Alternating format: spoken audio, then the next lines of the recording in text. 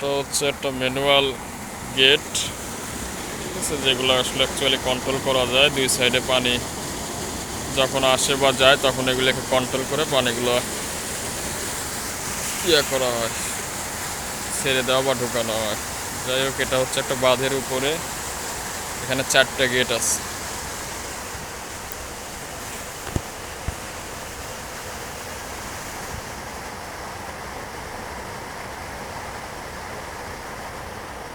এদিক দিয়ে অনেক সুন্দর একটা জায়গা, ঠিক আছে, দুই সাইডে ফাঁকা মাঠ।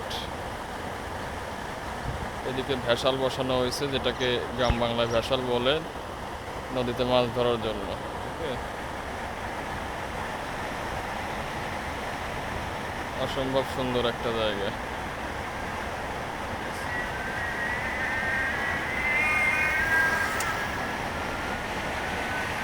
যদি উপরের থেকে একটা সুইচ গেটের নিচের দিকে তাকানোর চেষ্টা করি, তাহলে ঠিক এইভাবে পানি যায়।